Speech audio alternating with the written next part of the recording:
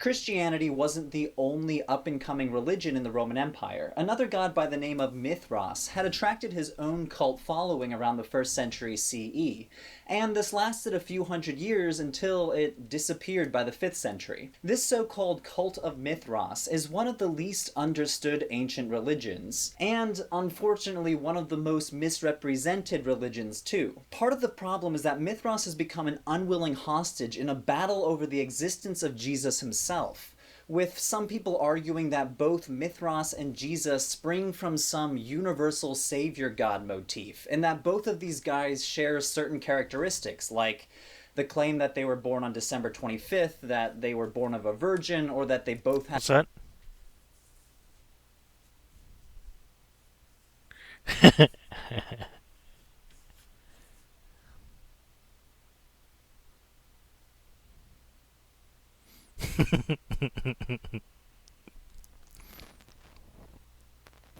Yeah. That's that's the important thing, is that when you actually do start to take the history seriously, it actually reaffirms the Christian position.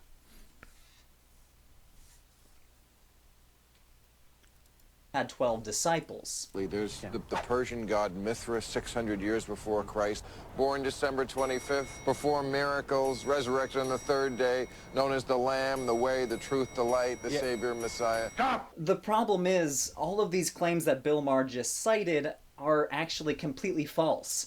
I'm sorry, Bill, I really like you, you're one of the best political satirists out there, but let's leave the ancient history to the professionals. The Cult of Mithras did indeed get its start during the rise of Christianity. They shared a cultural moment and shared sociological characteristics of late Roman religion. But all this hype that Mithras and Christ were cut from the same cloth is just that, hype. So let's set aside the wild zeitgeist theories for a little bit and delve into the archaeological evidence, which reveals one of the coolest ancient religions. What do we really know about the Cult of Mithras, and how much mutual influence did it have on Christianity?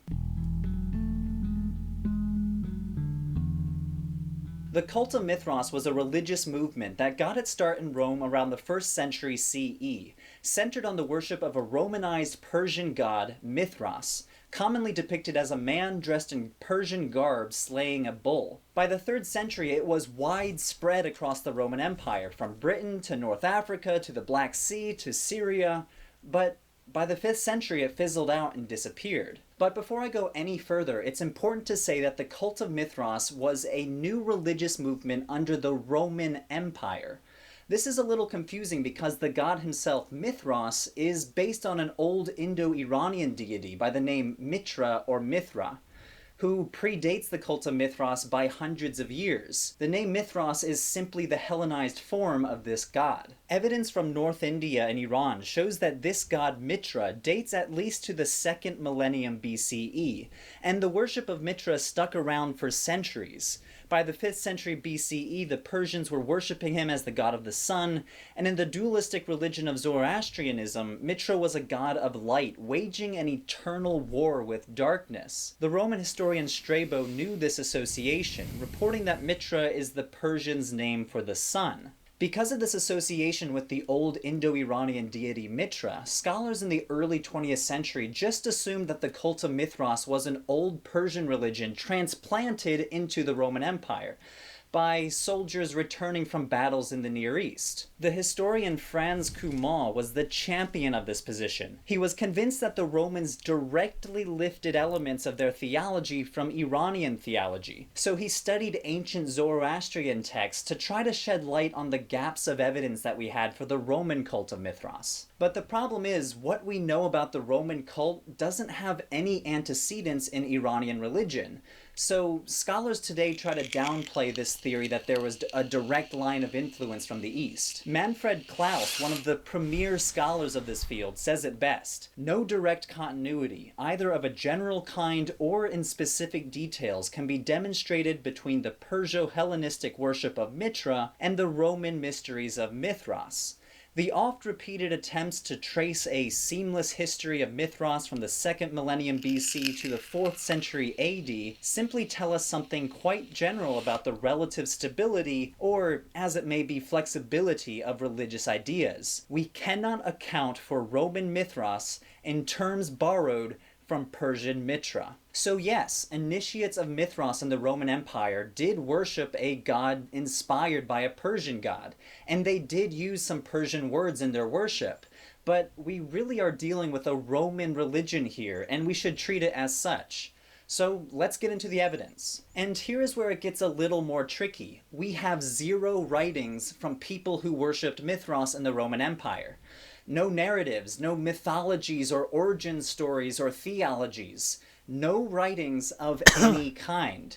Anyone who says otherwise is either mistaken or they are referring to older Persian texts, which, as I said earlier, might not have had any influence at all on the Roman Mithras cult. Aside from a few mentions in Roman historians like Strabo and Porphyry, and a few highly polemical bits from Christian writers like Justin Martyr, the only evidence we have for the Roman Mithras cult is archaeology, inscriptions, mosaics, sculptures, and the actual meeting places where Mithraic initiates gathered, called Mithraea. Archaeologists have found these underground meeting places all over the Mediterranean, showing how widespread this religion really was. Mithraea are not all the same, but they do share general characteristics. They are narrow... What's that?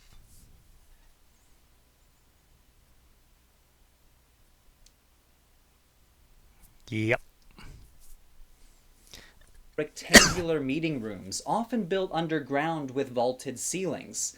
And they're fairly small, most measuring only 10 meters long. And these meeting rooms were meant to facilitate one of the central rituals of the Mithras cult, the ritual meal. Ritualized dining was a common feature in late Roman the religion. Cult of Dionysus. One example that comes to mind is Christianity with the Eucharist.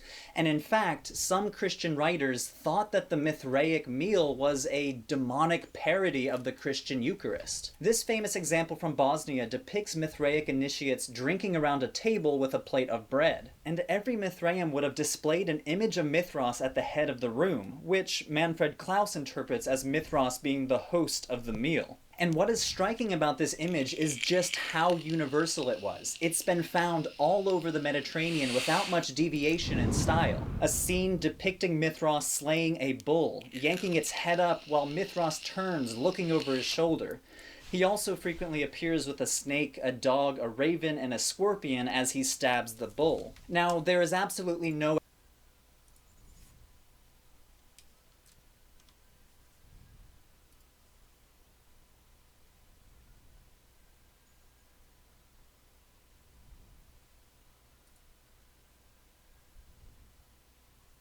You're cutting in and out. Can you say that again? Yeah.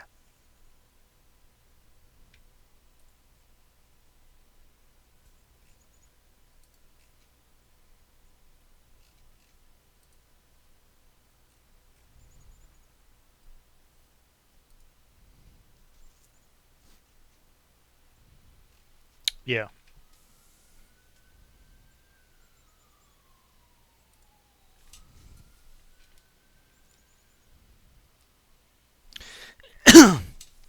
That's what the church fathers said, is that a lot of the Roman and Greek pagan mystic cults were all put there by Satan to try to detract from the life of Jesus. I mean, he covered it where he says, they saw that these Mithraic practices were like demonic depictions of the actual Christian Eucharist, because that's what the church fathers wrote.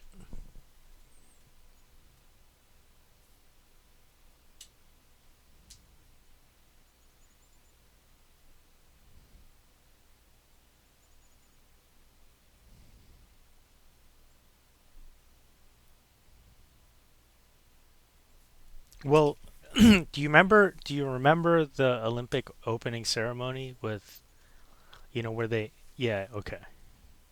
And then when the Christians called them on it, they were like, "Oh, this is a feast of Dionysus."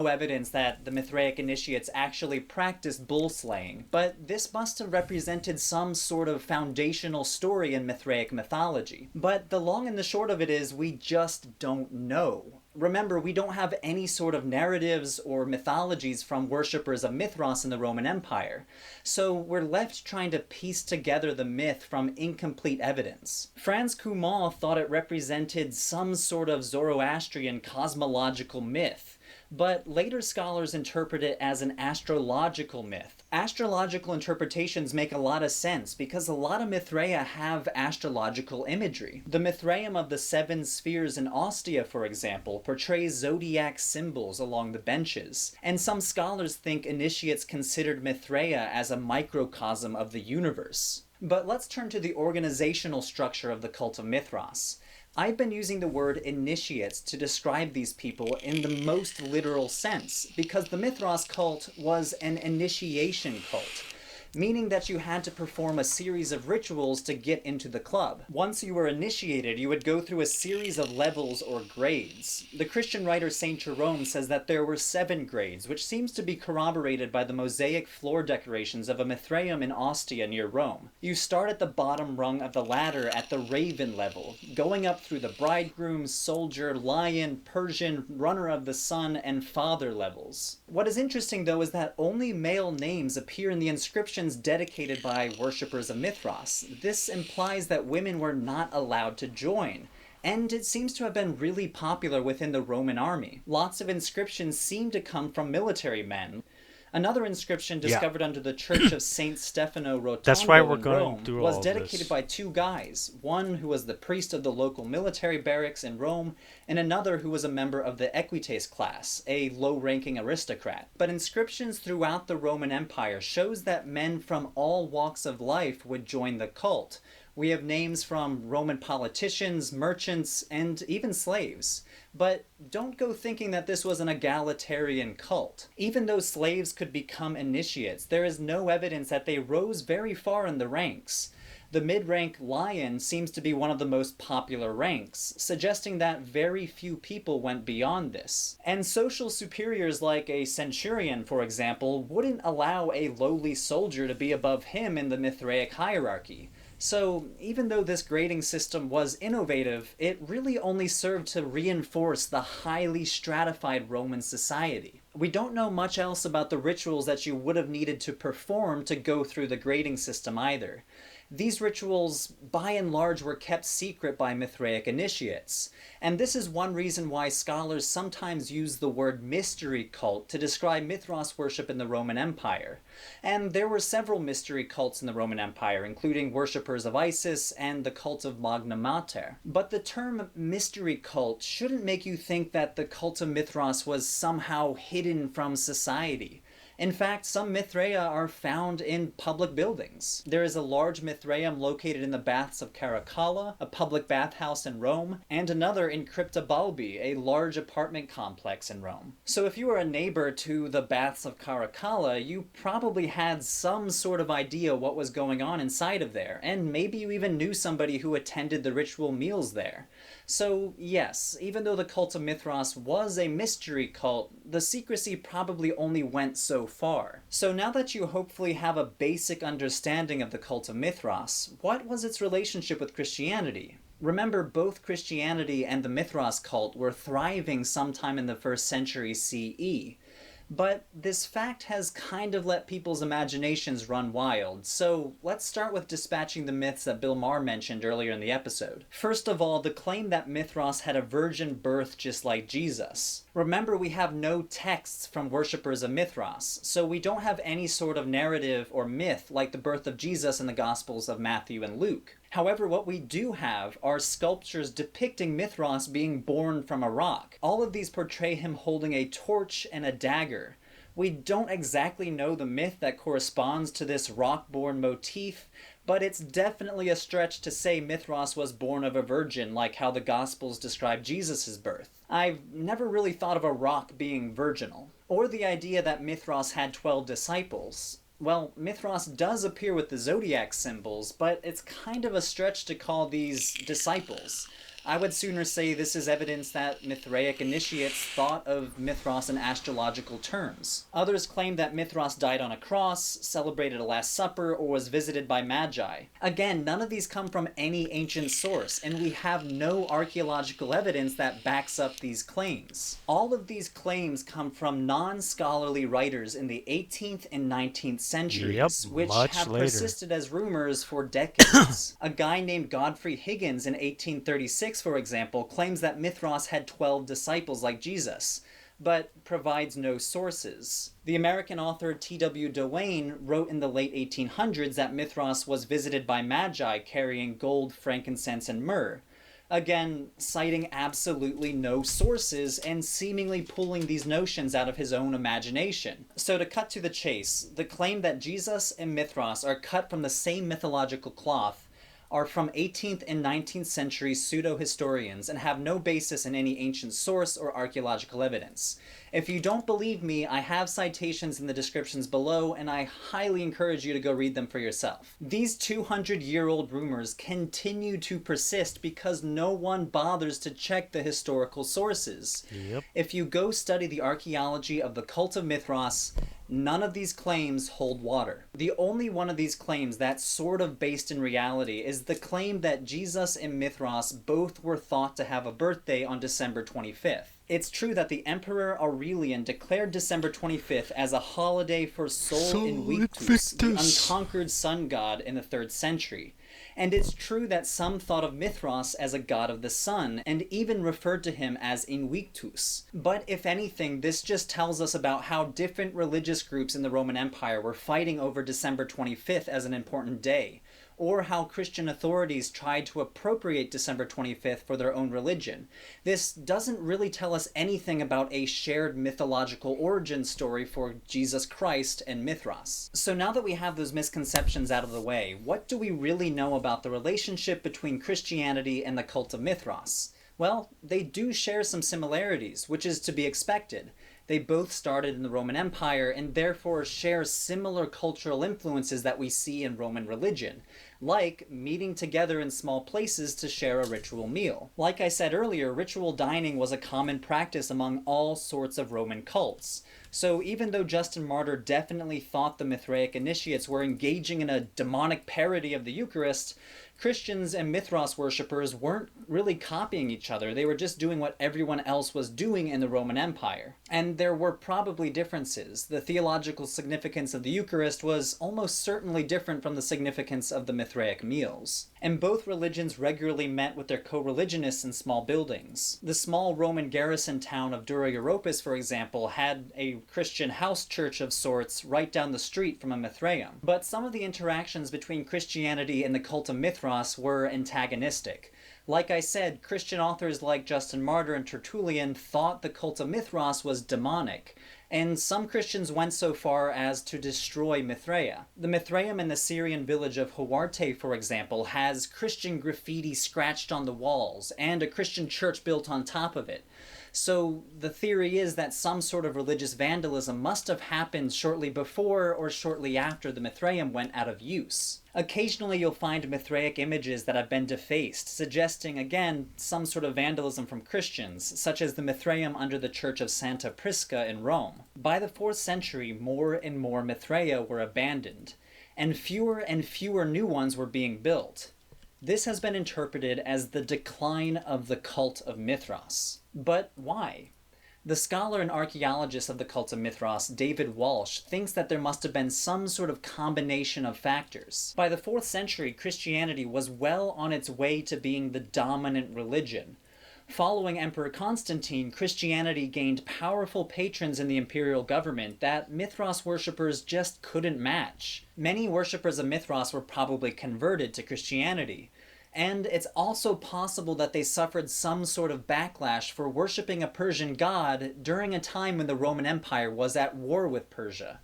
Worshipping a Persian god probably was unpopular when your eastern border was under attack. Dr. Walsh also posits the theory that barbarian tribes destroyed many Mithraea, since a lot of them were in settlements on the frontiers, outside of the late Roman defenses. And finally, it's possible that worshippers of Mithras just lost interest. Some Mithraea are found completely intact.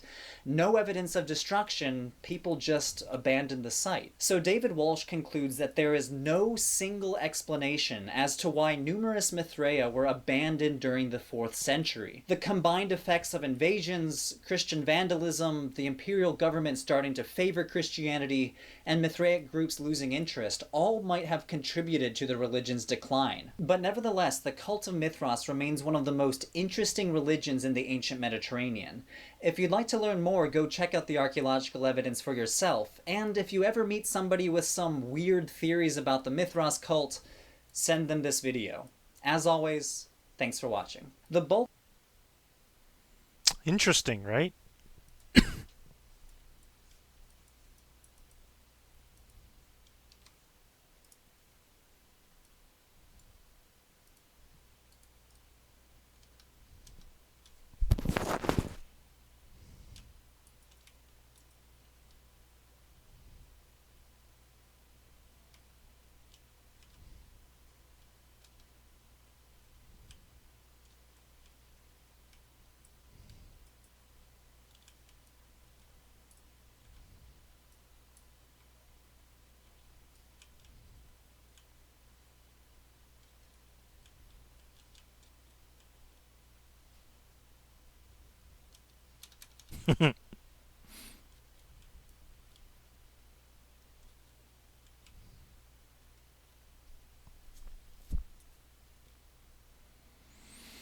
So that's why that's what, yeah, the reason why you're starting to see a lot of these like similarities, right?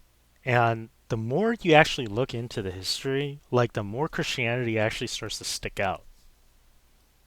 That's what I found in my studies, because it was like the more I delved like into figuring out all this esoteric occult stuff and like seeing it for the time, I was like, yo, Christianity is very unique, whereas every other mystery religion, even Taoism, like it's all trying to say the same thing, but it's only saying something about like some inner self-actualization principle. You know what I mean? Of like some inner deity inside of all of us. And that's the whole Platonic religion as well. That we're this divine spark, this gnosis. Sorry, God.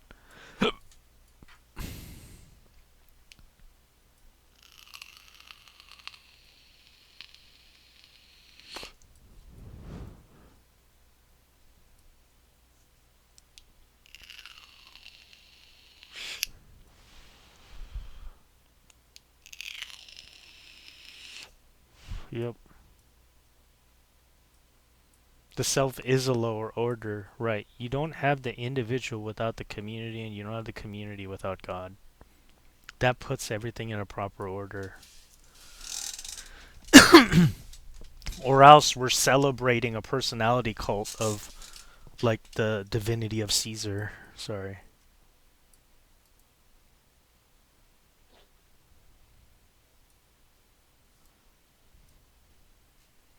Satan's greatest deception is to convince humanity that one, he doesn't exist, and second, that man is God and that God is not real. So he inverts the whole paradigm.